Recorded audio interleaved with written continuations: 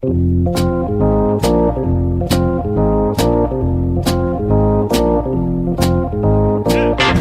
us a little bit about what you saw and being able to relay that message to Cora when you watched Kimbrel pitch and kind of help out so he wasn't tipping his pitches.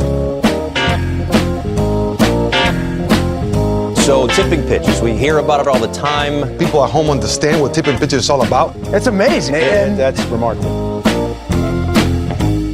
Alex, flip over to the Los Angeles Times with me. Mm-hmm. Headline. Sorry, I'm just looking through the paper real quick. You're doing some sound All right, effects? I think I'm on the right page. Mm-hmm. Should we start doing sound effects in our podcast? Like it's like old-timey movie, you know? Or like a black and white cartoon.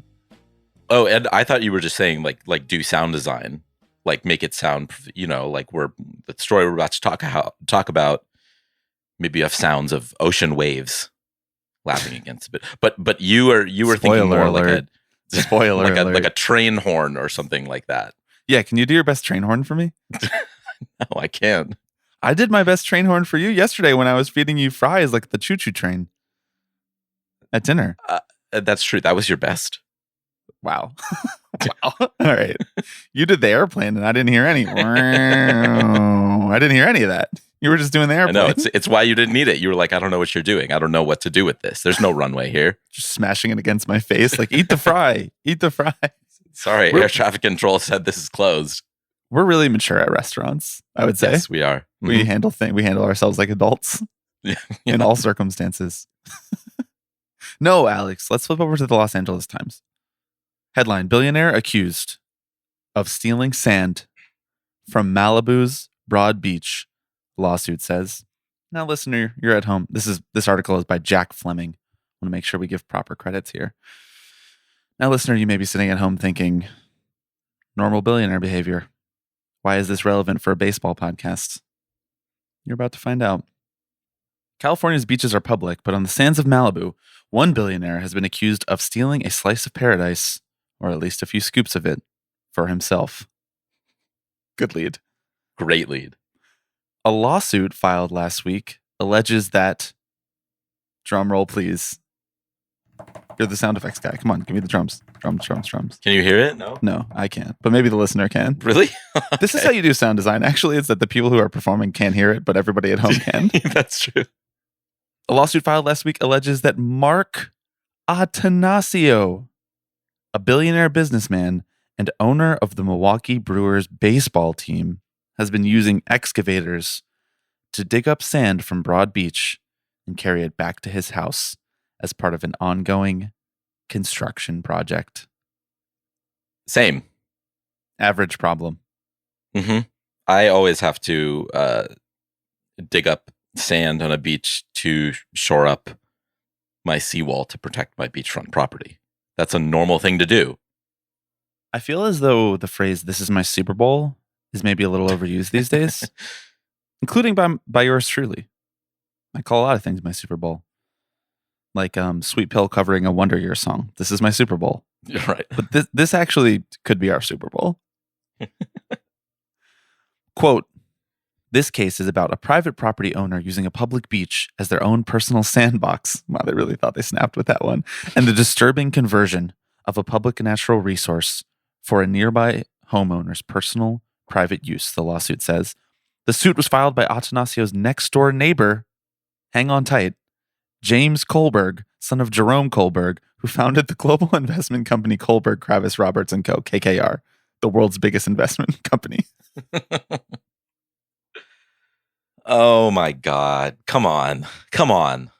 Kohlberg's lawyers accuse Attanasio's construction team, Jilk Heavy Construction. Jilk, I'm assuming that it's pronounced Jilk. It's Jilk in all caps. Jilk Heavy Construction, of operating enormous excavators in tidal zones, leaking oils and exposing local marine life to potentially hazardous byproducts. The suit alleges that the construction restricted public access to the entirety of the beach. We're in real Mad Libs zone. We have billionaire Milwaukee Brewers owner who lives in Broad Beach, Malibu, California, digging up sand, annoying next door neighbor, Nepo baby son of KKR investment firm founder, digging up the sand with his construction company called Jilk Heavy Construction, just for everyone keeping track at home. Okay. We could have made a bingo card out of this one story, I think. It's about to get more fun. Attanasio bought the Broad Beach home for $23 million in 2007. A decade later, he picked up the neighboring property, an empty lot, for $6.6 million. You know, when you pick up the neighboring property, an empty lot for $6.6 million. Mm-hmm. There are empty lots everywhere for those with eyes to see. There are empty lots everywhere for those with excavators to dig. In March, the brewer's owner obtained permits to repair a damaged section of seawall, according to the lawsuit. In June and July, excavators allegedly began dragging sand from the beach onto his private property and also left gasoline residue in the water and sand. Attanasio's attorney, Kenneth Ehrlich, said his client's company, now wait for this, Alex, his client's company, 2XMD Partners LLC, has acted in 100% compliance with all of its permits. You know 2XMD. My 2XMD Partners LLC has acted in 100% compliance with all of its permits shirt has people asking a lot of questions already answered by my shirt. 2XMD is in the midst of a fully permitted emergency repair of the property to protect it from ocean forces. It has secured all permits necessary for the repairs from the city of Malibu and LA County, as well as thoroughly vetted all contractors and subcontractors involved in the project, Ehrlich wrote in a statement. The lawsuit, which accuses Attanasio of public nuisance, private nuisance, and violation of the California Coastal Act, calls for a stop to the construction, for the sand to be replaced, and for fines to be issued. Can I say public nuisance and private nuisance is kind of so goated? You're like, yeah, you're bothering everyone else, but you're also really bothering me specifically as your neighbor. Now, the rest of the article, it goes on to give a little bit more, as most of these kind of articles do. Starts with the news, then gives a little bit of context on, the below the surface level. Why is this relevant? What are the background details of this place? This is happening in Broad Beach, which is just east of Lechuza Point, which is actually where I used to go to the beach when I lived in Los Angeles, because all beach in California is public. So I'll go there and I'll use the rich people's public beach. I'm not afraid. Why should they get to have the nicest beaches?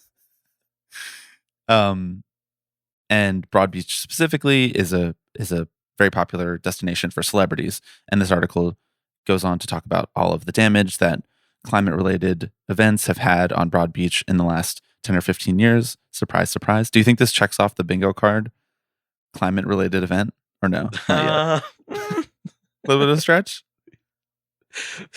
A human-made climate-related event? Actually, I guess that's kind of the nature of most climate-related events these days. The article talks about all of the rich and famous celebrities committing to restoration projects and the exorbitant home prices. There was a home sold by Oakley founder James Gennard, sold for $210 million earlier this year.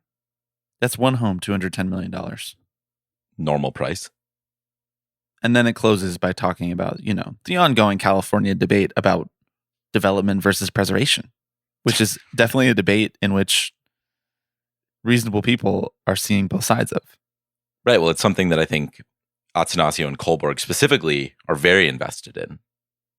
Look, Kohlberg got his MBA from one New York university, I just want to say. So this is the kind of ingenuity that great school breeds.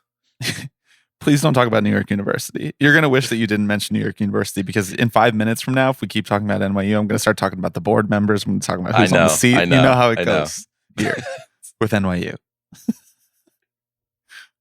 Billionaire owner of the Milwaukee Brewers, who's crying poor and can't afford to extend his Cy Young winning pitcher Corbin Burns and instead trades him to the Baltimore Orioles, buys $30 million home and digs up sand illegally. Could this be any more tailor-made for us? Could this be more suited for us? There's a lot in this lawsuit, right? As you kind of mentioned, the laundry list of things that Attanasio is being accused of. And there's a lot of again, environmental stewardship claims or lack thereof, right? Claims being levied against him. And it's one of those things where I'm like, which Kohlberg definitely feels really strongly about. And this definitely is not just like a personal, I don't like to listen to the sound of excavators all day thing. Well, exactly. It feels like kind of Trojan horsing in, you know, that phrase that we're all familiar with and use frequently. Right. The way Kamala is doing with communism. Exactly. Yeah. According to Elon. That's the blueprint. Sorry. Elon. Right. Saying I have a petty grievance that probably looks a lot more legitimate if I say, hey, look, this is impacting everyone else too. Which, to be clear, it seems like it probably is. If he's leaving gasoline residue on the beach, what? I like the way that you say he's leaving the residue as if he's like down there. He is the one operating the excavator. Have you ever operated an excavator? No, I don't know the circumstances under which I would ever be able to do that. If anyone at home is listening has the power to allow us to operate an excavator, I would like to try. You're going to get the picture of me like I'm like Trump behind the wheel of that big rig, you know? He's like a little kid. That was the happiest like, he ever was. Can I pull the horn? It was all downhill from there. I mean, literally. Look, Bobby, you seem to be forgetting that Kohlberg and company leverage ESG considerations in ways that are consistent with their mission. They make investment decisions based on a full set of risk-reward factors and view ESG considerations as part of important inputs. Am I forgetting that, or am I just supporting an American small business like Jilk Heavy Construction? You would have the Jilk Heavy Construction workers go out of business because of this? Should we set up like a GoFundMe for them? You would put 2XMD LLC in jeopardy because of a petty complaint of another billionaire? I stand with Jilk. Nobody had a note for that name? Nobody sitting around the table? Nobody was like, maybe not Jilk? Oh, I don't know, man. What? Can we file a DBA, a doing business as Jilk Productions LLC?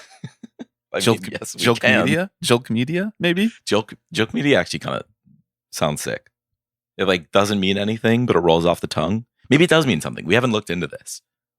Is Jilk like a family name? It's just all caps, so I assume it stands for something. What do you think it stands for? Let's trade back and forth. You do the J, I'll do the I. Jesus. Is. Well, took the easy route on that one. Lord.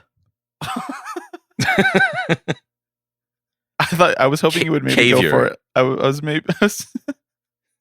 I was hoping you would maybe go for loving, and then I could do kind. Jesus is loving and kind. But Jesus you went with is loving Lord, and kind which is construction. fine. So, Jesus is Lord, kid, comma, kid. It's like a new Taylor Swift song. Jilk for short. You have a sort of look on your face like you're looking up what Jilk is short for, and I don't want to know. I know. No one at home wants to know. They prefer to think of it as Jesus is Lord, kid. Well, you might be confused because they were formerly known as John S. Meek Company, which is how I was introduced to them years ago. Right. For my own beachfront construction projects. Mm-hmm. Just making sure I follow them on LinkedIn so I can see what they're up to. Do you think there's sort of like a one-stop shop for all of these people who need to get like construction companies to do their evil destruction of the environment? Like, do you think they called the same phone number that John Fisher called to do his deforestation? No, put some respect on John Fisher's name. That was a family-owned deforestation business. Passed down generations.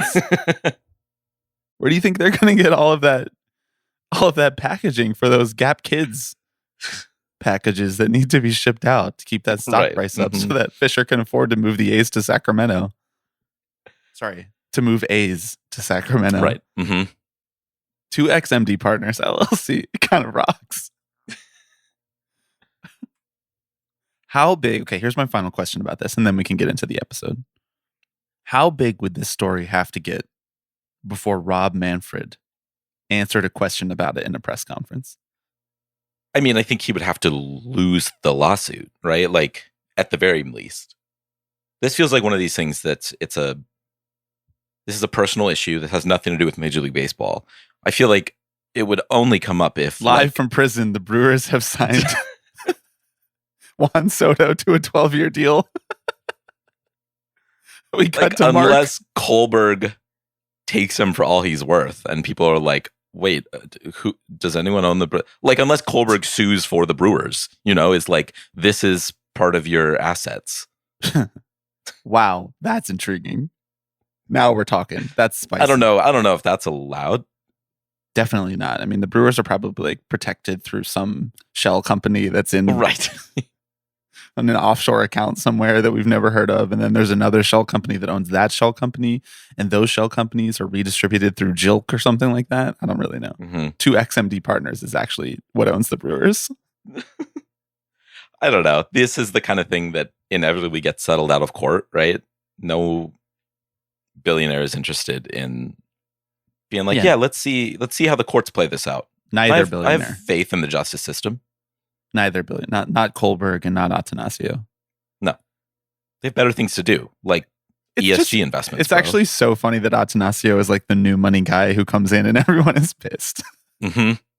These guys are all the same. They're all the same. He's just an investment banker, right? Yes. By way of New York. Not wanted in Milwaukee and not wanted in California. Must be hard. Come home, What Mark. does a billionaire do? Come back. Brooklyn's nice. Everyone's moving to Brooklyn these Right. days. Do you remember? I asked the question, like, how big would it have to get for Rob Manfred to comment on it? And then I remember that literally Artie Moreno was actively named in a bribery case that was handled by the FBI like less than 18 months ago. And we still didn't get any information about that. Nope. A federal bribery case. That's real. That's something that happened in the sport that we love. Yeah, I mean, we talked about that a ton, and it still feels like we didn't talk about it enough. All right. Well, you want to spend the rest of the episode talking about it? Yeah, let's do it. Okay, great. Well, we're going to spend the rest of the episode talking about the Artie Moreno bribery case. But before we do, I am Bobby Wagner. I'm Alex Baisley. The alleged Artie Moreno bribery case. Just like Mark Attanasio was allegedly using Jill Construction via 2XMD Partners to steal sand from Malibu. I'm pretty sure the Moreno one is not alleged. Like that was. Don't want to get us. Please don't get us sued in the middle of the intro, Alex. We're about to say our names here. Okay? We're identifiable. I am Bobby Wagner. I'm Alex Baisley. And you are listening to Tipping Pitches.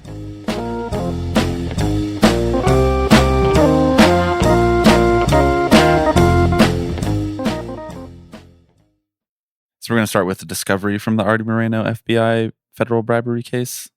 So you're going to do opening statement. I don't know how long I can keep this bit going. I'm just saying a bunch of court phrases. I just watched Presumed Innocent. I don't know. Objection. Witness. Ooh, good one. Good one. Can we introduce a sort of objection style to this podcast? Where like if you're saying something that I don't agree with, or I'm saying something that you don't agree with, or if either of us are saying something that we don't think fits in the confines and rules of the world that we've created here, objection. Mm-hmm. I don't know who would sustain it. Maybe the listeners. I feel like we need to put some guardrails on it, though, right? Like, do you have unlimited objections? Objection. No guardrails. Dream bigger. I just feel like this probably needs to be talked over and ratified before a rule like this is implemented. Become ungovernable, Alex. You can object whenever you want. Can you tell that the coffee that I just started to have before we started recording is hitting right now? Yep, I can tell. Before we start the rest of the episode, I just wanted to give a quick shout out and say thanks to everybody who came out to the Wrigley Field meetup yesterday in Chicago. This is the third Tipping Pitches meetup, 2 at the Brooklyn Cyclones, 1 at the Chicago Cubs. My first time at Wrigley, Alex. And I got to say, pretty sick. Mm-hmm. The stuff you hear is true. Unfortunately, I'm here to confirm. I love that. I think the first observation about it you said to me was like, wow, it's just like so small, like the footprint of the ballpark. And I'm like, that's Tipping Pitch's brain right there. Well, talking about real estate and footprints of stadiums. Well, it's nice because but you're right, it's cool.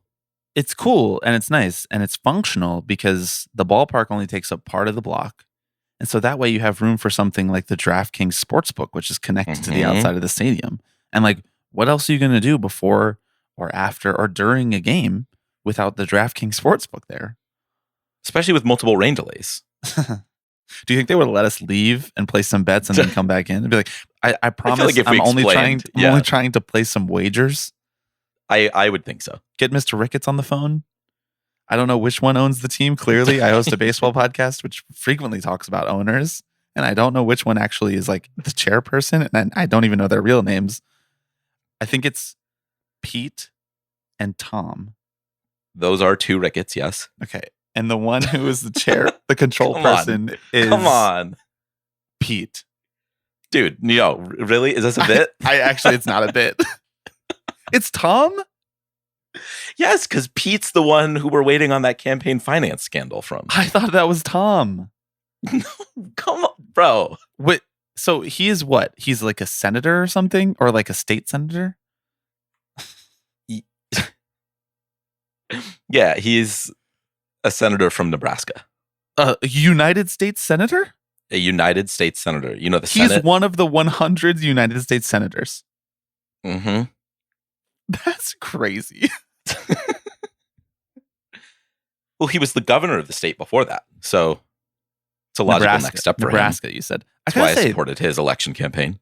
Tom sounds like a stronger politician's name. The father, whatever his name was, I don't even introduce another name for me. Just don't even tell me. Okay. The father should have steered him into politics and should have steered Pete into baseball ownership. Mm-hmm. See, I got it right that time. I got it. You got it. You can't accuse me of not trying. Right. I mean, Pete is involved in the ownership group, right? I think it's like he doesn't have an active role, but the Cubs are family owned, right? So he necessarily has a stake in it, although it's not any sort of like, I don't think he wields influence. Again, he's not the control guy. Aren't you supposed to like when they cash out, he will interests? get a payday. Doesn't that a whole thing with like the Trump hotels and it's like all the diplomats are saying, what if the diplomats come to Wrigley Field? Then what?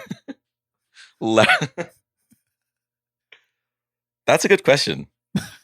There's probably not another human on earth who's ever asked that question, but that's what you come here for.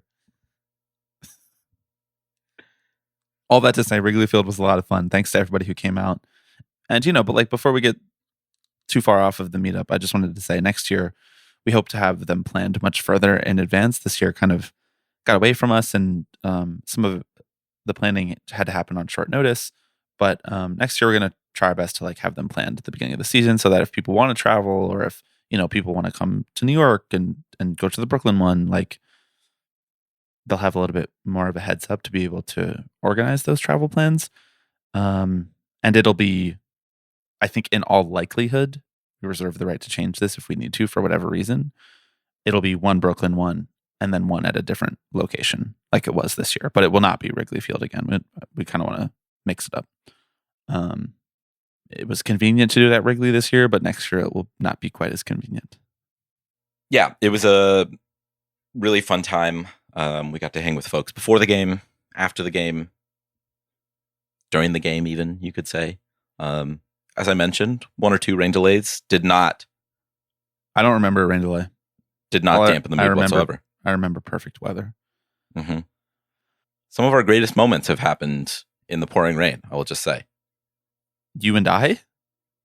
We saw Taylor Swift. Okay. Any others? You're making it sound like we had a Notebook moment where we made out down by the lake in the pouring rain. I'm not refuting it. I'll leave that to the listener's imagination. The Bobby and Alex shippers win again. Tipping Pitch's fanfic win. You can't prove that it doesn't exist already. You're right. That actually horrifies me a little bit. I feel like we got rained on in one of our college intramural softball games. Do you remember that? I don't remember the specific instance you're referring to, but I just remember we played on cement and it got like really slippery because of the rain. Right. I was like, I think I might actually injure myself seriously. Yeah, it was a lot of fun. Thanks to everyone for coming out. And yeah, we'll do some more next year. Yeah. And thanks to Pete Ricketts for donating those tickets to us in exchange for all of the money that we gave him for his campaign to get reelected. Right. So we should note, he's seeking reelection this year because he was appointed to the Senate, right? What? In that What? Hey, can I just real quick. This is straight from the horse's mouth. Okay, What we're would your 33 top three minutes priorities into the pod. be 33 minutes if reelected? Yeah. My top three priorities are securing the southern border, in Nebraska. reducing federal spending, and making government more efficient and less bureaucratic. Because here's the thing. Kansas poses a real threat to the livelihoods of Nebraskans. And so securing that southern border, I agree. You have to. Oh, I couldn't tell if that was still a quote from him. Objection, Your Honor. I don't think the southern border of Nebraska needs to be secured. Have you ever been to Nebraska? No, I don't think so. Of course you haven't. You coastal elitist. You moved straight from the Bay Area to New York. Mm-hmm. And now what? You masquerade in Chicago at Wrigley Field acting like you know the place? Right. I don't think I've ever been to Nebraska either. I have been in Kansas, as I know you have. Mm-hmm. I mean, that's where we meet up with voters and diners to hear about them, to say, what do you think of Rob Manfred? Are you worried about your northern border and Pete Ricketts getting reelected? So he was appointed by whom? That takes by the the juice, governor. That takes the juice out for me. What did the Also, governor just go really to funny. do? What? What did the governor go to do? Why was he appointing a senator? We're doing real like how a bill becomes a law chat. Mm-hmm.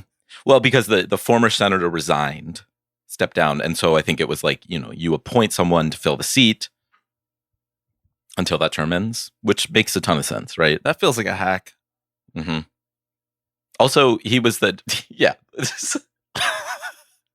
Like Ricketts was the governor before, and so you leave, you get a new governor in there and say, hey, appoint me to the Senate. Can you do me a solid? Should we move down to Nebraska and primary Pete Ricketts? Are you asking if we're going to flip it blue? Well, not Could if we be the primary people him. to do that? No, we have to go to the Republican side. We're Trojan horsing communism in on the I see. Republican Okay, ticket that's of good. Nebraska. It's I think they might have crazy an open primary, to me. though. I think we could primary him as a Oh, Democrat. from the left? Mhm. Awesome. It's fucking crazy to me that Pete Ricketts it holds the same title as like Chuck Schumer. That's Mhm. fucking crazy. Yep. As Bernie Sanders. What the hell? Look, Why as have we always, not led every podcast with this? Pete Ricketts is more than welcome to come on this podcast and talk about his positions, talk about the threat that Kansans pose to Nebraskans. Securing the southern border. I would let him do securing the southern border chat on the pod. Yeah, me too. We were talking about this with some friends last night, but there's like only a select few people who we would not come on the pod and try to like pretend like we were interested in their shtick as a bit to see how long we could keep it going. And he's not on that list. So No. Pete, you're welcome on. Rob Manfred, you're welcome on. Morgan Sword, let's chat. Mm-hmm. Let's chat, brother. Or drop us a voicemail, 785-422-5881. I'm so glad that you know the voicemail number now. That for a long time you didn't. I know. And well, he's not going to call that number. He's afraid of Kansas. That's true. Should we set up a Pete Ricketts voicemail line? You're starting to make it sound like a honeypot operation for Pete Ricketts. Right. If we entrap Pete Ricketts into a campaign finance scandal, does that count on our bingo card? Well, actually, don't tell people about this because I'm working on a script for Trap 2 to get Pete Ricketts to come on the podcast. M. Night Shyamalan's really excited about it. He wants to facilitate my creative vision. This is great. I'm so glad we have nothing else to talk about on this podcast. Okay. 2 meetups in the span of 1 month. I'm just proud of you. Yeah. For the energy, for the excitement, for the personability. Great work from you. Oh, thanks, Bob. You're welcome. Let's talk about another lawsuit. Okay. It's not just Mark Attanasio getting sued. Tough week for NL Central teams who claim that they can't afford free agents, Alex. Bob Nutting and the Pittsburgh Pirates are also being sued by the Major League Baseball Players Association. Would you like to share the details of this? Yes, absolutely. The Since MLBPA, we are the foremost scholars on the jersey patches, we could not possibly let this go by. of course. The MLBPA, actually, sorry, MLB Players Inc., which is the corporate subsidiary of the MLBPA, brought forth an action for injunctive relief and damages. You know what injunctive means, right? Yeah. And everyone at home does, so we're just going to go right along. Yep. I know the difference between injunctive relief and damages, too. Those are two separate things. Objection, Your Honor. Sustained. No, sorry, overruled. Keep going, then. Wait, a judge who says the wrong thing all the time by accident is a really funny bit. Like the way that sometimes when you're ordering and you say the wrong thing and then you just have to be like, wait, no, I didn't mean that. No, sorry. Scratch that. Sorry, it's been a long day, guys. Anyway, keep going with your witness or whatever you do. The courtroom scene in A Few Good Men at the end when Kevin Bacon screaming objection and the judge is like, wait, sorry. I'm sorry, I just didn't get a lot of good sleep last night. Overruled. Right. My caffeine hasn't hit yet. It's okay.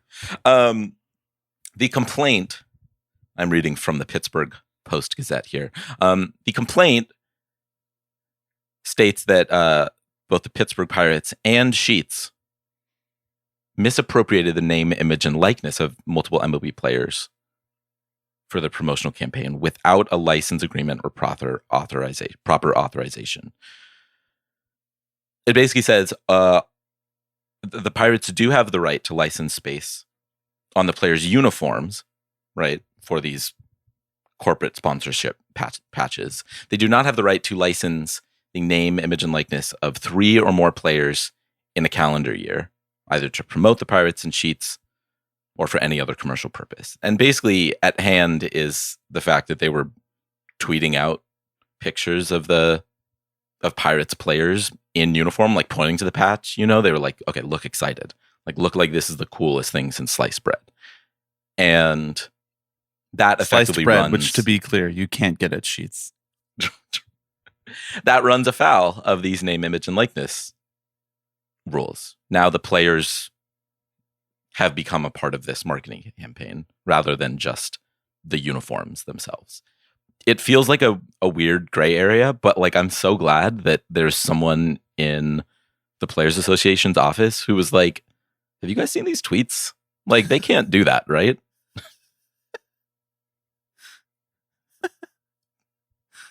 This definitely started as a text message that was just a picture of it and just 3 question marks. Wait. Yeah.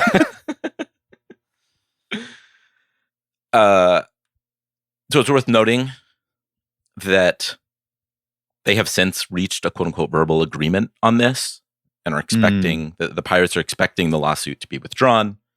I think that makes sense. As we stated earlier, this is not the kind of thing that teams are interested in taking to court. I think it looks bad for most of the parties involved. It just feels like not the kind of thing that you want to be doing in the middle of the baseball season. Although, it's not like the Pirates are playing much baseball these days.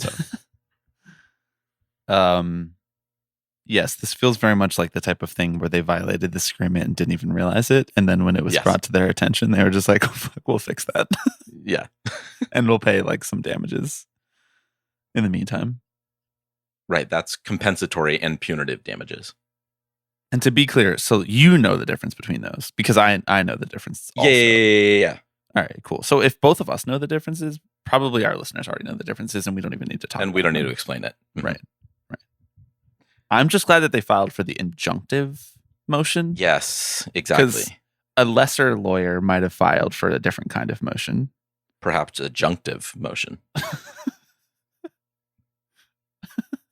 The unjunctive motion is on the table too, right? The injunctive one.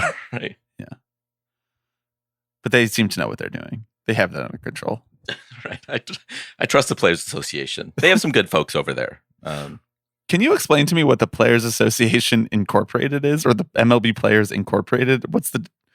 That's just like. I mean, I think it is just like it's like the marketing and like branding subsidiary, right? So when you see like, then when they do the deals on like merchandise and stuff, like right, exactly, and they have like that's the little tag, the MLB Players. Yeah, that is what is licensing out essentially the. You get an LLC. You get an LLC. Exactly. You get an LLC. We have an LLC. Should we create our own subsidiary? A corporate subsidiary? A corporate subsidiary of our 2-person limited liability corporation? Well, yeah. That's how you limit the liability. Well, we already have a corporate subsidiary. I guess it's not a subsidiary. It's just a corporation. So that's what I'm saying. You know, I feel like we need to formalize things a little more. Do you think for our next episode on the Patreon, we should do a live read of the Tipping Pitches Constitution? The LLC's Constitution that we had to file with New York State when we became a business? The like template we filled in. We were like, yeah, this looks good. Did we put anything in there that was like unique to us? I actually don't remember.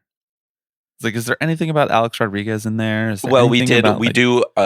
We offered shares to him that he can claim at any time. But otherwise, no. His shares automatically convert if he appears on the podcast. Exactly. And we gave him, what, 13% of the company? Yes, exactly. That's good. Anything else about Sheetz? Would you like to go back and reassess where you put it in the rankings just while we're here talking about it? Where did we land with them? Do you remember? They were like 17th or 18th. They were pretty low. Right. So they were not evil. Correct. I understand that one now. Okay. This is the question every time we log on is, does Alex understand how these bits work? And does Bobby know who owns the Chicago Cubs? It's always an open question. Don't forget, do all of the listeners know what injunctive is and the difference between compensatory and what were the other kind of damages? Yeah. Okay. Punitive. Well, exactly. Right. The answer obviously is yes. I'm wondering if you've ever been awarded punitive damages from all of the many people that you filed lawsuits against. John Boy, Jeff Passan, John Heyman. Well, actually, my beach house is The next Savannah to that Bananas. vacant lot.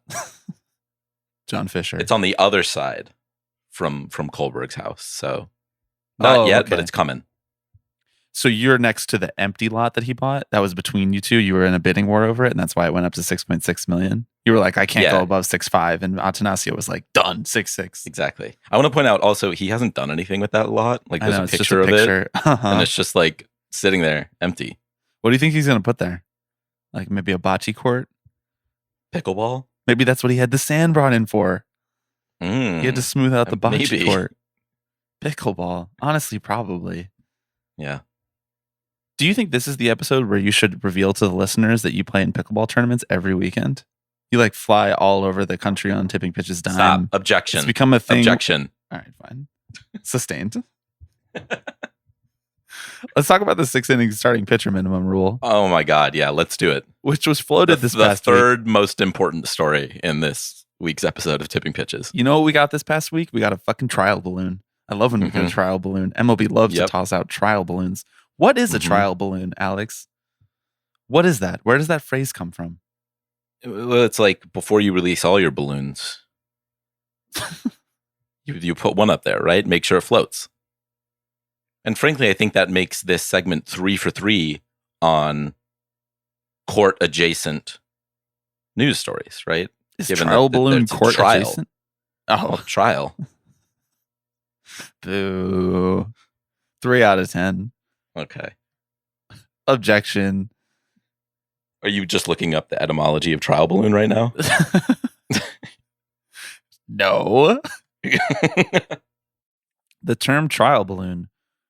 I'm reading the AI overview, of course. Actually, I'm not going to read that because we need to stop normalizing the AI overview. Mm-hmm. The term is of French origin. Trial balloon translates French I'm not going to try to say this in French because there's people listening who are going to be like, stop. That's an affront. The only accent My work, people. The only accent work I'm willing to do is Long Island, Strong Island, Mm-hmm. Delco, and that might be it. Right. I'd never delved into British. You're sort of our Cockney guy on the pod. Mm-hmm. Translates from a French phrase, which was a small balloon sent up immediately before a mannered ascent to determine the direction and tendency of winds. Its earliest use in English is figurative. So there's never been a literal trial balloon. I think that the French were trial ballooning all the time. Oh, But okay. In English, they didn't use that phrase. Right. What do you think they called it in English? Tap into the accent. Oi! Keep going. Keep going. No, You go had for it. You got You it. had it. No, you got it, bro. This one's on you, bro. No. What was this trial balloon for, Bobby? I don't know. We just randomly started seeing stories. I think the first story that I saw was from Jesse Rogers in ESPN this past week about how Major League Baseball is exploring the idea in an effort to, as they have been, audit the entertainment value of the game in the last 5 or so years, ever since Theo gave up the reins to Jed Hoyer and stepped into the commissioner's office, try to bring this beautiful game back. They're trying to make changes to the game to make it more entertaining, more watchable, to adapt with the times. Of course, the pitch clock was one of those. Banning the shift was one of those, even though that hasn't worked at all and offense still sucks. And now they're talking about the idea of a 6-inning minimum requirement for starting pitches with caveats. Now, we'll get into those caveats in just a second, but the trial, this is where trial balloon came from. This feels very floated out into the universe to almost in like a focused market research kind of way, see how people react. This is so far away from being on the table in any meaningful way. We're years away from a new CBA. Now, really, we're only like 2 years away from negotiating a new CBA, which is actually kind of wild, and I'm too tired to think about that. But we're kind of in that zone where the tinkerer in chief, Rob Manfred, is considering, what can I do next? I got to chase that high. I got to get my fix back. I got to change the game. I got to mold it into the way. I have to put in all of these technocratic rules to mold it back into the way that it used to be back when baseball was at its peak. And I saw mixed reaction to this. I think it's pretty safe to say that the majority of fans, even in the sabermetric world, who understand the value of the third time through the order penalty, of bringing in a fresh reliever, of throwing max effort and not worrying about your pitch count early in the game.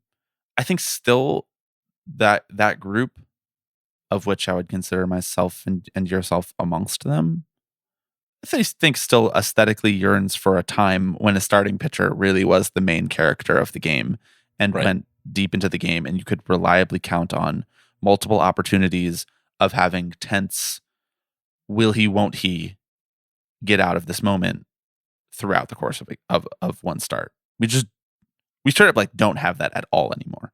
There are very few moments throughout the course of a starting pitcher's day where, and this is not to diminish what a starting pitcher does, or this is not to diminish the pressure that a starting pitcher is under to perform well, but there are very few moments where like things are hanging in the balance and it's up to him to decide. And that is the tension with which we come to baseball for. Things are hanging in the balance. There's no one out there to save you. It's just you, one pitch at a time, to get it done. There's no clock. You can't milk it. Like, you just have to do it. And we don't have that anymore because managers will just replace the starting pitcher with someone who throws 101 with movement. And that is a function of the way that baseball has been developed. It's a function of the things that have been prioritized about baseball in the last decade. And we can understand those things in the micro, but I think when you look back at it from a macro perspective, it's kind of a bummer the way that the changes have unfolded.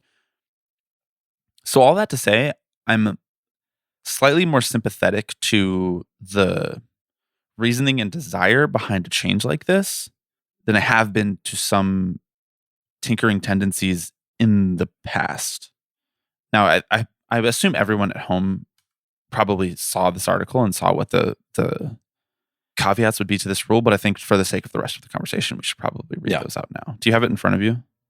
Well, so I think it's right. You have to stay in through the 6th, unless the pitcher is at 100 pitches, unless they have given up 4 or more earned runs. Yeah. And then the other one, which is not necessarily a qualifier, but it says, you can come out for an injury, but if you do come out with an injury, there's a mandated IL placement. Mm-hmm. So that's what, managers and players have to work with a little. You are not going to have a guy out there who Just can't like get out of the shredding third and his just arm. running him up to like 120 pitches. Right. I don't know. Unlike some of the other rule changes, this is not necessarily, a solution in search of a problem. It's very clear sort of what they're attempting to accomplish with this. You don't get pitchers throwing 200 innings in a season anymore, right? But that's just the way the game has gone, the specialization that we see. And it's meant that, strikeouts are way up. Action is Still down. I guess down. And so I Action, like, that's such a loaded word, though, because I know even amongst you and I, we appreciate different things about watching a baseball game. So I can only imagine all of the people at home listening. I think it's more useful to think of it in terms of like the power balance between pitchers and hitters is still out of whack. It's still on the side of the pitchers. And so that's why I was sort of like, I'm sympathetic to the direction of this trial balloon, the way the wind is blowing, if we're going to beat this analogy into the ground, because this is something that's going to make it harder for pitchers. I think pitchers have been enjoying the benefit of player development a lot more than hitters have in the last 30 years. And so if you are going to tinker, at least tinker in a way that directionally makes sense. We can talk about whether or not this would actually work, which my answer is no, it would not work. No, it would not work. And I also think it's ultimately misguided. Like, I understand what they're going for, but this feels so prescriptive. I've seen other people talk about, how about you, change roster I don't mean to interrupt, limitations. but great word for it. That's the perfect word to describe what this rule feels like, prescriptive. Yeah, part of what we love about the game, to your point, is the will they, won't they, is seeing how teams and players can get creative within the confines of the game. And that's how we've seen some of the game's biggest innovations over the last 2 decades or so, is teams saying, okay, we found the bounds of the rule. How can we sort of push against this? So folks have talked about saying, you can carry fewer pitchers on a roster, right? Which maybe seems, which would tackle the same issue, but you would at least see teams changing how, it's applied. It's not that every team is going to carry the exact same number. I mean, obviously you would get to a point where like there's a consensus on the best way to deploy. But this is what I was talking about a couple weeks ago with the trade deadline. It's just that they would wait 6 months to see whatever the Rays did, and then everybody would follow that. That's how front offices operate now. Especially at a time when we're confronting like an epidemic of arm injuries. Yes. This feels desperate. Yeah. And look, this is not something that would be implemented overnight, like some of the other far-reaching rule changes, like the automated strike zone or challenge system.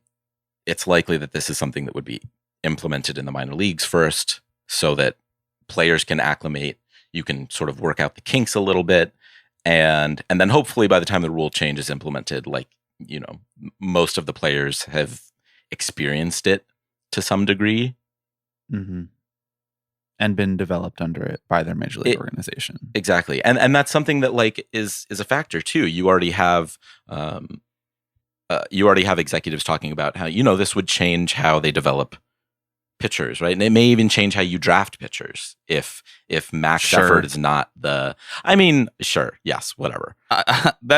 I'm not trying to be dismissive of what you're saying. I'm being dismissive of like the anonymous executives in this ESPN story saying that shit, because like it's really convenient to say, yeah, we would change the development of our pitchers to be much more entertaining for the value of the fans, when in reality what they do every single time is say throw harder and get more strikeouts, and that's the only thing that they have cared about pitcher development for the last 10 years, and they have created the exact epidemic that this rule is trying to address, whether it's the epidemic of the arm injuries or whether it's the epidemic of the entertainment value, the power imbalance between pitching and hitting. They have created it. They have valued it above all else. They have glorified it and put it on a pedestal.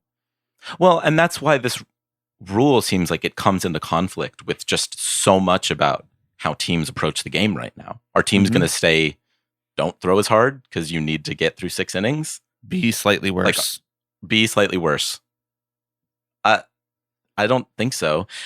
I mean, the other element of this that I've just been kind of thinking about is like the literal labor element of this. Like, pitchers would have to do more work, broadly speaking, than they do now, right? I think the average start is like just over 5 innings, right? Yeah. And so would radically.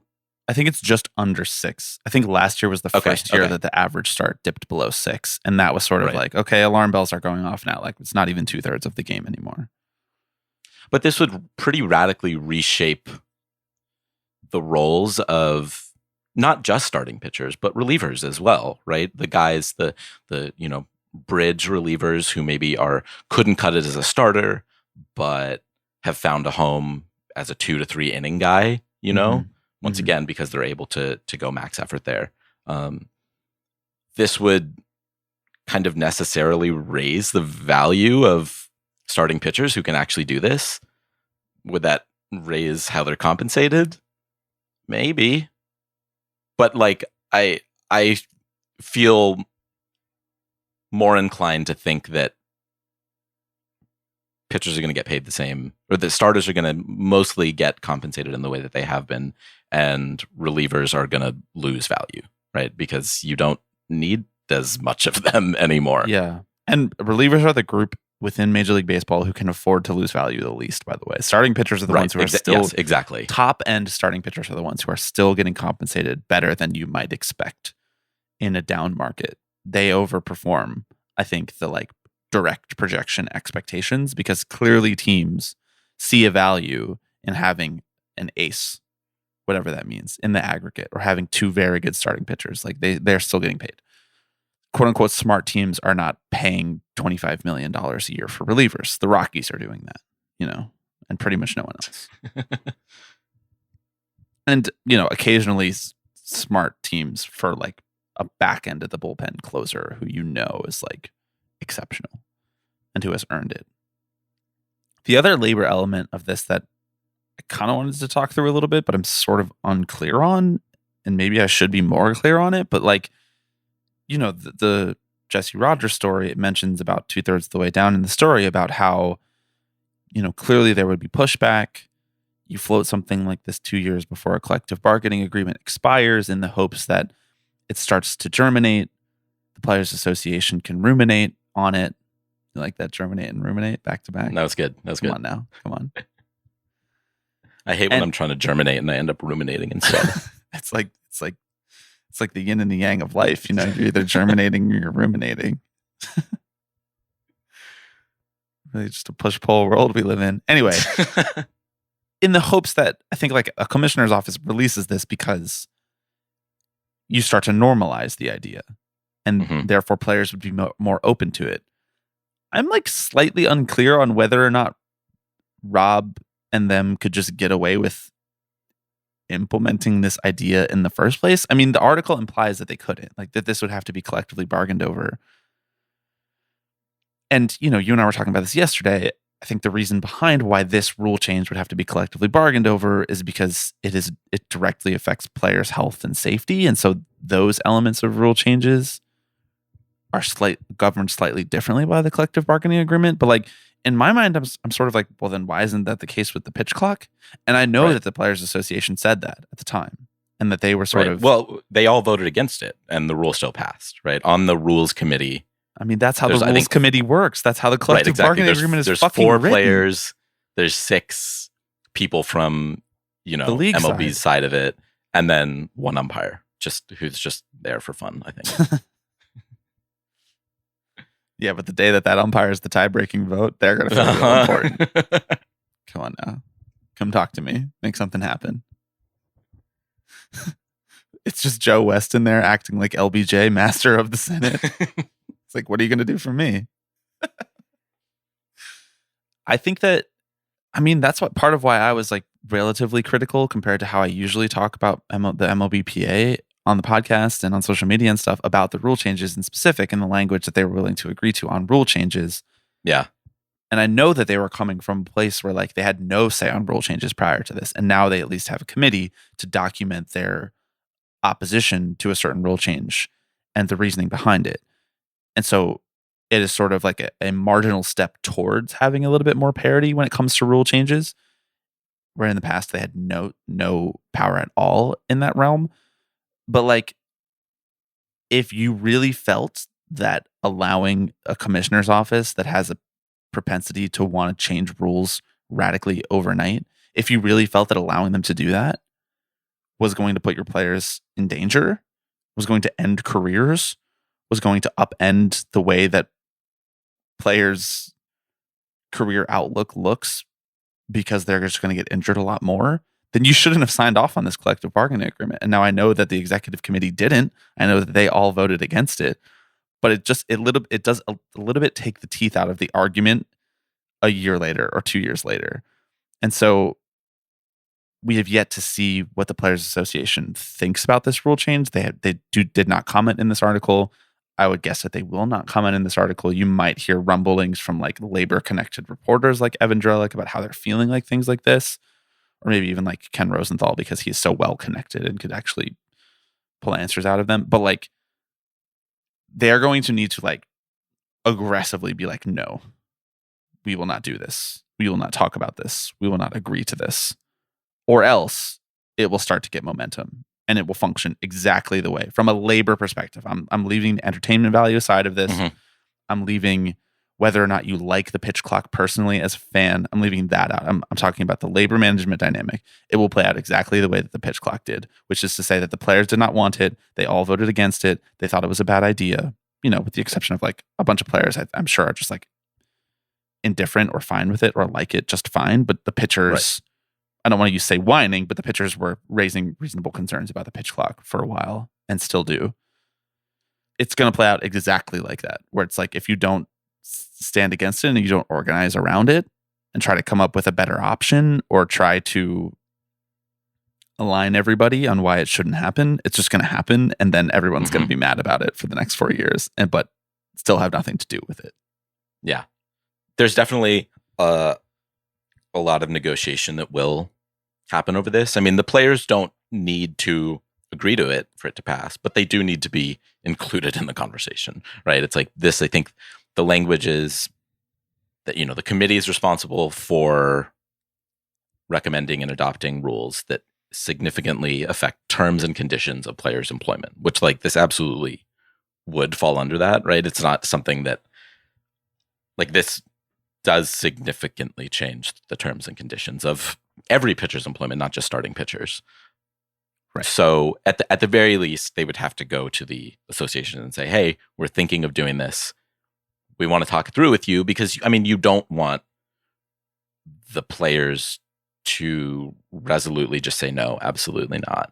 Right. You want to get them to a place where maybe they feel comfortable with it, you know, and maybe, again, we talk about this in the context of bargaining, like the players can say, hey, if you want to implement XYZ rule change, here's what we're asking for in return. Right. It doesn't happen in a vacuum.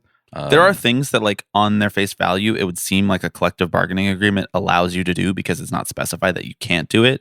But what you're talking about, terms and conditions of employment, if you make changes about that materially change what the job is or how it's performed, there are certain things that, and it's weird because baseball is like its own unique market and this is not a job like other jobs, but there are things that if they rise above that level, the National Labor Relations Act mandates which we might not have in 5 years anyway, but that's an Right. entirely different conversation, dictates and mandates that like that the employer is required to bargain separately because they've changed the conditions of the employment so much.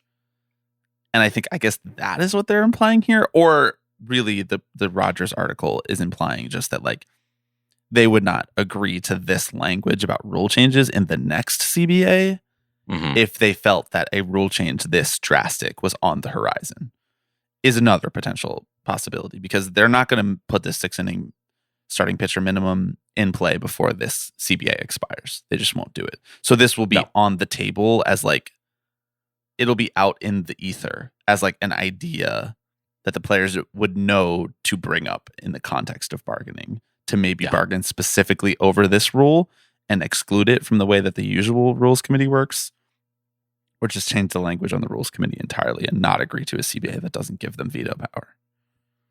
I also like most of the rule changes, there's so much about this that just feels arbitrary. Like, why is your line 100 pitches? Is that based on science? Based on data? Or is it a nice, cute number that we feel good about? Oh, 100 pitches. That's when starters are reaching the end of the rope. Is it? Is that, do injuries rapidly rise after the 100 pitch mark? Like, no, I don't think so. It has much more to do with the broader context of the player themselves, right? So I don't know. It remains to be seen how all this shakes out. Whatever form it does come in, if it comes, will likely not look exactly like this. But I don't know, man. I know that Rob is like, he's working off borrowed time at this point, you know? He's he's like, I got to get all my tweaks in. He's like, when I'm on a beach in Cancun, I'm not going to be able to do shit like this. Exactly. Where do you think Rob vacations? Secaucus. At the instant replay review room? Right. Sorry, the NBA's instant replay review room is in Secaucus. MLB, they go to 6th Avenue. I feel like he's probably... do you think he's a Florida guy? No, I think he's like a Cape guy. I think he goes up north. Okay. Like Cape Cod. Right. Martha's Vineyard. Imagine we're at Martha's Vineyard and we just run into Rob Manfred. Right. I mean, we spend a lot of time there. That's where our satellite office is. We famously have studios all over. There are Tipping Pitches studios everywhere for those with eyes to see them. Do you have anything else on this rule? No. Florida for Rob, no. He seems a little sensitive to the sun. Maybe, but the thing is, he likes to golf, right? Like, true. He's a golfer, so I'm thinking of like, I don't think of. What I've learned is that the Cape Midwest is great for golf, though. I think the Cape has good golf. Does it? Name 3 golf courses. Like we're not the guys. I will never become a golfer for a number of reasons. One, I think golf courses are a heinous use of public space that should be used for other things. 2, I have pretty bad back problems as it is. Don't need to add that rotational element into my athletic diet. 3, it's just mentally not the game for me or a person like me. No. Oh, you mean a sport where I have nobody to blame but myself? Yeah, I call that Tuesday. Oh. Oh my God. How did we get talking about golf? Oh, Rob. His vacation destinations. Mm-hmm. He's given no indication that I can find on where he might spend his days in retirement. Where but if you, the listener, know. Oh, Rome, New York, of course. Yeah. If you, the listener, have seen Rob Manfred on vacation. Do you think Rob Manfred was at Woodstock 99?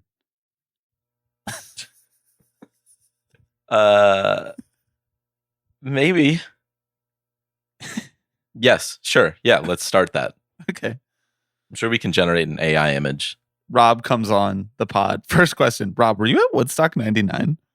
We're going to Rob, get into the baseball stuff later, but I don't know. Grok can generate images now. I'm just saying. Maybe it's time to leverage our Twitter Blue subscription. Sorry, our X Premium subscription. From X, the everything platform. If you use Grok, I do feel like that is grounds for termination from our partnership. I have some bad news for you. This whole podcast has been Grok. You're not actually here. You're vacationing in the Cape golfing. Do you have anything else to add about the six inning starting pitcher minimum trial balloon? No, I think more balloons to trial. I think we've covered our concerns about it, the feelings about it. There's more to come.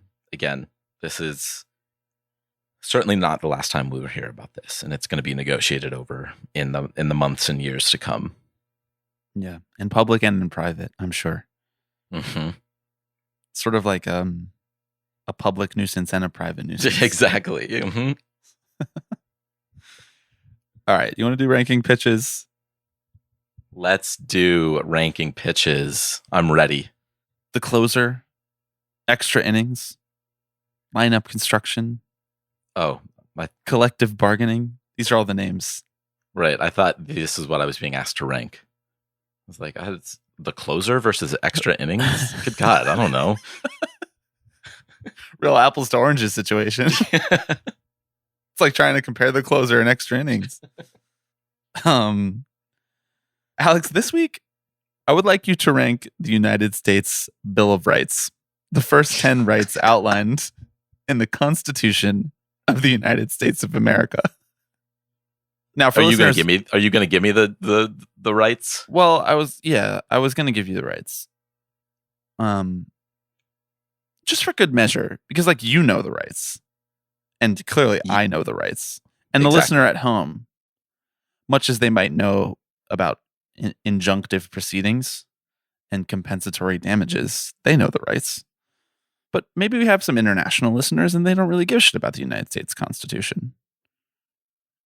So I'm just going to run through them real quick. I'll give you like the spark notes of the United States Bill of Rights, which in and of itself is sort of like the spark notes of the rest of the document. So I'm going to go to calpoly.edu and read the Bill of Rights, the really brief version. This feels like something that Taylor Swift would release. The First Amendment is the freedom of religion, speech, press, assembly, and petition. The Second Amendment is the right to keep and bear arms in order to maintain a well-regulated militia. The Third Amendment, no quartering of soldiers. Number one. I mean, let's not do the debate before the debate. Okay. Number 4, freedom from unreasonable searches and seizures. Number 5, the right to due process of law, freedom from self-incrimination, double jeopardy. As we were just talking about, you know everything that there is to know about the courts. So you already knew about number 5, of course. Mm-hmm. Number 6, the right of accused persons to a speedy and public trial. Number 7, the right of trial by jury in civil cases. Number 8, the freedom from excessive bail, cruel and unusual punishments. Number 9, other rights of the people is what it says here. Number 10, powers reserved to the states. That was a pretty bad summary of number 9 and 10 in my professional opinion. All right, that's them. That's all 10, right? The 9th Amendment in the Bill of Rights is literally just an amendment that is like, these are not the only rights. Right. And also everything else we forgot. And then there was still one more in the Bill of Rights after that. The 9th Amendment was James Madison's attempt to ensure that the Bill of Rights was not seen as granting to the people of the United States only the specific rights it addressed. It's literally was just comma, etc. Okay. And the 10th Amendment was basically just like states' rights is the 10th Amendment. Powers not delegated to the United States by the Constitution or prohibited by the states are reserved to the states respectively or to the people. Could have used Grok to edit that one in my professional opinion. But let's get to ranking. So glad I left us 28 minutes here before you're hard out because it might take you all 28. Yep. So this is really hard. When we joked about doing this as a bit yesterday, you were all like, oh my God, that's so funny. We should do it. And now you're sitting here. And past you, did not do current you any favors. No, Future me not at hates all. me by the bats. I'm going to give you an out option here. Are you ready for your option? Okay. You can either rank all 10 in ascending order, or you can give me the 5 worst. The 5 worst. Rank the 5 that you need the least. No, I'm not a coward. Oh my God. You say yes to the 6 inning minimum. You'll go back out there. I'm not afraid of your third time through the order. Eric right, Neander. So is this just like whatever I think, whatever I like? Yes. Okay. You can rank it based on any criteria. Okay. Wonderful. How well they're written. Oh, well, I don't actually have the text up in front of me. How often you've I use benefited from them. Right, exactly. Hmm. How many soldiers have you quartered? More than I should have. I mean, a lot of social justice warriors have been quartered by you, that's for sure. All right. Here we go. The Bill of Rights ranked. This is awesome. Where would the California Coastal Act rank in the Bill of Rights? So, I mean, what makes this hard is like most of these are pretty good. Most of these are probably good. I don't know that I'd be able to pick the 5 worst. This is the thing about when the US wrote the Constitution, they were really just like synthesizing a lot of decent ideas about democracy that had been hard fought and hard won over the last 150 years before that. They were really just all of that to say, TLDR, they were coasting. Right. Everyone had done the work for them already. Right. They stand on the shoulders of giants. And those giants 10? are John Locke. At 10 on my list, I'm going to go the 9th Amendment. That's the catch-all. Hot take. Unenumerated rights. I like the 9th respect Amendment. No, I'm in on the 9th Amendment. That would have been in my top 5. I respect it, but it just feels a little lazy. It's the type of thing but you have to be sure to be specific about it. Because dumbass idiots like Antonin Scalia 200 years later are going to be like, well, they didn't specifically say that this isn't all the rights. Therefore, this is all the rights. Right.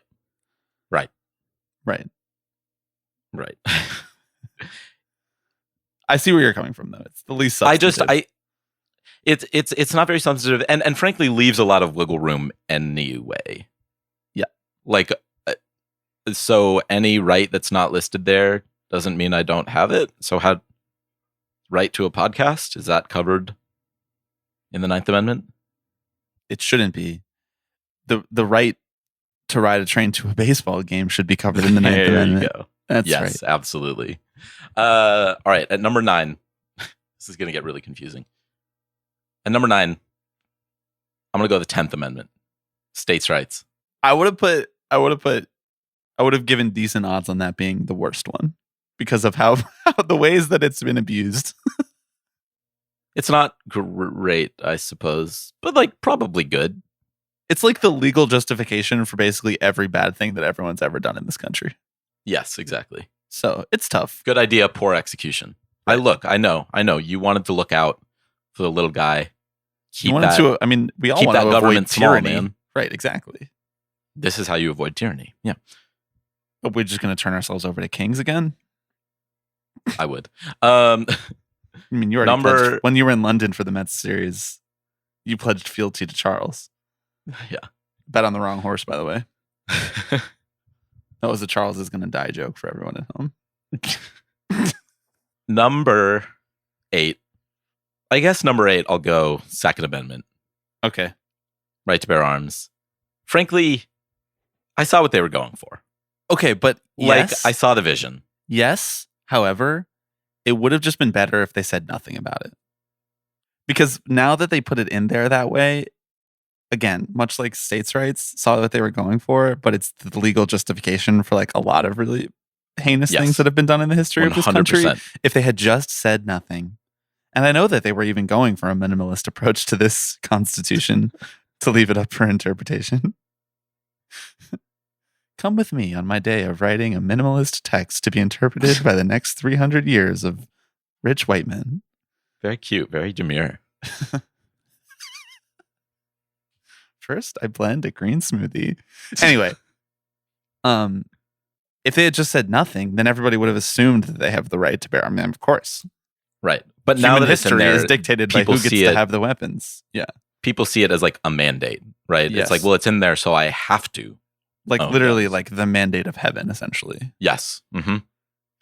Yeah. So But only reasonable for in white theory. people, by the way. When the Black Panthers are like Second Amendment, they're like, okay, wait, actually, where's the Constitution anyway? Can we set it on fire?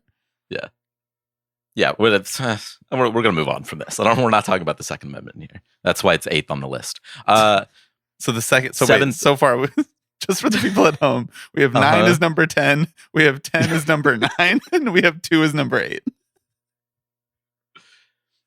7th on this list. I'm going to go Third Amendment. Okay. Really cool for its time. Yeah. Doesn't impact me. Right. Yeah. Hey, if I lived in the 1700s, this may have been number 1 for me. This may have been like the most important thing on my mind every day is is whether I have to let in the battalion that's on my doorstep. This amendment is kind of like the Battleship Potemkin movie, the movie made in the 1920s of the Bill of Rights, where it's like at the time, undeniable, all-time classic. You still have to watch it in film school, but now it just doesn't hold up. Mm-hmm. It doesn't pass the test of time. It doesn't. And that's fine. You know what? Some rights go in and out of favor. That's for sure. Sure. Okay. What's number 6? This is where we get into like the ones that are like kind of unquestionably pretty solid. Right. I think it's useful to think of these sort of tiered. Like we just finished the bottom tier, I think. Yes, I think so. And I think maybe you can even put the 9th Amendment in its own tier. That's once again the everything ranked. else amendment. Right. The and so on amendment. Exactly. Okay, so whatever, we're up to 6. Let's go the 7th Amendment. Right to a jury in civil cases. Mm-hmm. Sounds good. We're entering in this zone, in the 5, 6, and 7 zone, where they were like, well, 5, 6, 7, and 8, really, which we're about to get to. I think, if I'm assuming that your rankings are going to follow the general pattern that mine would follow, Right. since our politics are pretty similar. We're entering the zone where they were like, we're going to write a lot of these rules, but also we're going to leave a lot of wiggle room for a lot of different places to not follow them very well. Mm-hmm. They were really like on one about trials. I mean, Which yeah. look, hey man, great ranking segment for this here podcast. But like this is what liberal politics have been about for the entire history of liberal politics. It's essentially just we are going to try to legislate ourselves away from the divine right of kings. And so we need a bunch of shit about the courts. Mm-hmm. The 7th Amendment is like, I think, the least cool of all the court related ones in here. Mm-hmm. Right to a jury trial in civil cases. Okay. Right. That's, I mean, maybe Mark Attanasio is feeling really good about this one right now. He could be tried by his peers. We could be his peers, I think we are his peers. technically under the court of law. Although we don't live in California. Although technically the address on your license is in California. That's for sure it is. No, the address is New York, even though it's a California license. Oh, wait. Fuck. See, this is like the Pete Ricketts thing. I can't keep track. All right. So 6th Amendment. No, sorry. 6th on the list is the 7th. 7th Amendment. Right. Jesus Christ. Back to 7s. All right. We're in our top 5 now. Okay. Top Now, 5. This is where they cooked. yeah. This is where we separate the wheat from the chaff, as they say.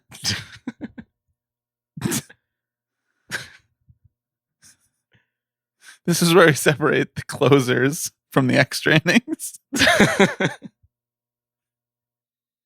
5th on this list for me is the 8th Amendment, which is the one that is essentially protection against cruel and unusual punishment. Mm-hmm. That's a good right to have. Yeah, I agree. The government can't impose excessive bail, crazy fines. I mean, how well this is executed and carried out in today's day and age may be up for debate. Maybe Just a little. potentially. But it's probably a good one to have in there, if only for posterity's sake, you know? Yes. Because then you can go to the government and say, hey, this feels like cruel and unusual punishment. And they can just be like, it's not, because we're not allowed to do that. Right.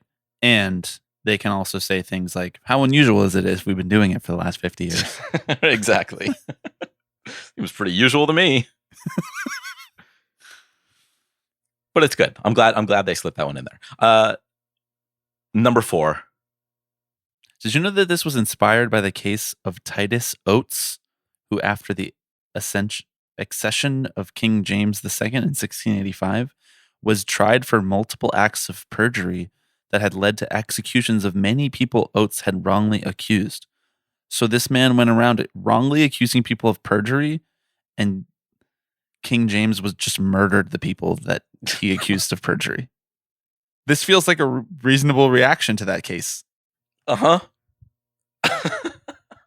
What was he just like? His neighbor was like digging up sand on their beachfront property, and so he would be like, well, that guy over there is doing perjury. Yes. And then he'd be like, all right, I think we should kill him over it. No, literally. Members of Parliament at the time characterized the punishment in the Oates case as not just barbarous and inhuman, but also extravagant and exorbitant. I would say barbarous and inhuman are higher on the scale of severity than extravagant and exorbitant. Yes, I agree. So I want to be clear, though, is Oates was the one who was accusing other people? Correct. So was the cruel and unusual... The cruel and unusual punishment was that they were imposing the death penalty on the people that he was accusing. And then they... Got it. Okay. Yes. Then he went to trial for having multiple people killed by falsely accusing them. Understood. That's... Yeah. See how it feels to have shoe on the other foot. Right. Someone should have just accused him of perjury. Why didn't no one Sounds think of like they did, and then it went to trial. And talk about trial of the century. I mean, this is OJ level stuff here. I know. People were tuned in. I remember this one. Okay. Do you have anything else you'd like to say on the 8th Amendment? I don't. At number 4. Do you think there's any constitutional lawyers listening to this? Just like absolutely losing their minds. I think we probably lost them when we said the word unjunction. So we're probably safe. Objection. Overruled. They thought that was funny. I did it. I like how you just overruled your own objection. Right. I should have said objection sustained. Number 4. Overruling your own objection is basically what MLB owners have been doing for the last 50 years.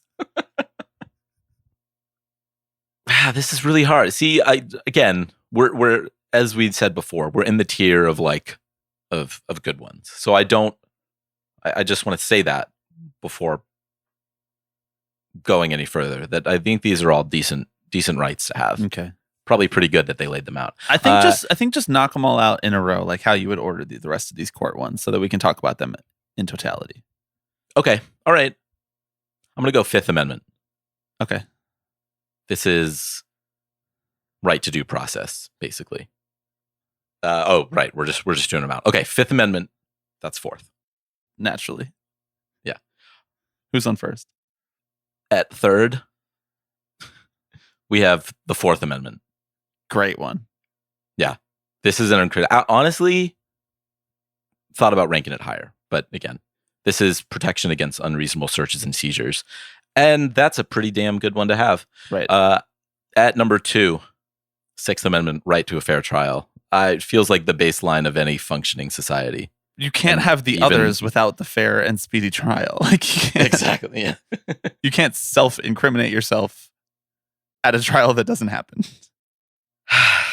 And number 1, look, it feels a little like being like, oh, Pet Sounds is the greatest album of all time. It's like, right, I know. Like, it's a little a little on the nose, you know. This guy thinks A Day in the Life But it doesn't is the make best it Beatles less song. wrong. The First Amendment, man. Mostly because if they had left the press out of it, I wouldn't have given a shit, you know. But they were like, right to a free press. That's true. That's actually the podcaster's right. Literally. The First Amendment is why we are sitting here having this unhinged discussion right You now. becoming like a big First Amendment guy would be an awesome turn for the podcast 7 years in. Mm-hmm. Like every episode, right after I thank the patrons, you thank the founding fathers for writing the First Amendment. I do think Doing like a land acknowledgement for the amendments. the amendments. I do think like they just wanted to write this one and they were like, but you can't just write one amendment to the Constitution, right? So they were like, let's think of 9 others. A couple of these probably could have been consolidated, but they wanted to go round number. Yeah, that's fair. Who among us? This was the 100 pitch limit of their day. This was the BuzzFeed article of their day. This is basically a listicle. Yes. of everything you get in this country. Do you think people were like tuned in on this? Was it like when it dropped? Was it like, holy shit? I mean, I guess it didn't drop all at once because they were amendments and they figured it out over time, right? Like, It's my understanding that the Bill of Rights was sort of like a package deal and then all the other amendments happened separately. But that could be wrong about that. okay. I think that they weren't like all on the same day, but they were all part of the same constitutional amendment project. Right. And then after that, it took them a while to be like, we need to add more than just 10. Right. So this was probably the talk of the town when it dropped. You were like, did you hear what we were just endowed with? I think that over at the well, pulling up water. Like, dude, You're like, we don't have holy to quarter shit, soldiers anymore. I could kick those troops out of my home. I think the whole thing was like, it wasn't the talk of the town. They were just doing this in a room somewhere and no one else gave a fuck at the time. Right. It took like 100 years to institute any societal systems that actually used any of these things. And by then, the evil people in the rooms had already figured out how to subvert them. That's the history of America right there. Let's fucking go, young, baby. Young Howard Zinn Welcome on to the pod. Tipping Pitches podcast. How do you feel about that ranking? No, I think you did good. I think you did really good. Okay. I might quibble with the order of like the last few, but everything else I think you nailed. Yeah. I think you nailed it. You think that quartering troops, you think that Third Amendment should have been higher? Are you a big states' rights guy? I think that, no comment. I think that Pete Ricketts' power. I'm more of a Commonwealth rights guy since I'm from Pennsylvania. Fair. I'm just going to soar through the Pete Ricketts thing because I don't want to get back on that. I think that the quartering soldiers thing is huge. I think there's a lot of parents in this country who are like, I'm sick of my son who's trying to join the Marines and can't pass the test. I'd like to not quarter him anymore. Wow. Did you just find a loophole for kicking your son out of the house? I think like I did. Legally? Yeah, right. Exactly. This is my Oh my constitutional God. right. I packed your shit up and threw it out. This is amazing. Thank you for forcing me to consider all of these. I think every once in a while we just have to remember what this great country that we're a part of. Mm-hmm. And this great country gave us baseball. But without these rights, we couldn't have such wonderful things as the 6-inning starting pitcher minimum rule. Mm-hmm. These are the foundation for more rules and regulations on top of that. Really, it's just a round of applause for lawyers as we wrap up here, everyone. Thanks. I'm not clapping for no lawyers. And around the good cop, bad cop. One guy's pro-lawyer, one guy's anti-lawyer. Thank you, everybody, for listening to this very, very fun podcast. We really appreciate it. Thank you again to everybody who came out to the Tipping Pitches Chicago meetup at Wrigley Field. A lot of fun, really fun for me to check out that stadium for the first time and just have perfect weather all day long. I did eat 2 Chicago dogs over the course of the 2 rain delays, and I'm really satisfied with that experience. Chicago dog superiority. That's right, brother. I think we may be coming out with another Patreon episode later this week because then we have to take a couple weeks off because of travel schedules, but we'll let everybody know once we figure out what's going on with that. In the meantime, Thanks for listening. We'll be back here on your feeds in just 1 week's time. If you'd like to email us, tippingpitchespod@gmail.com. Send us a voicemail. Send us a voicemail, 785-422-5881. And really just in your free time this week, just go dig into that Mark Attanasio lawsuit. There's a lot of really good nuggets in there. Did you do that on purpose? Dig into it? I didn't. I just can't help myself. Thanks everybody for listening. We'll see you next week. Hello everybody. I'm Alex Rodriguez. Tipping pitches. Tipping pitches. This is the one that I love the most. Tipping pitches. So we'll see you next week. See ya!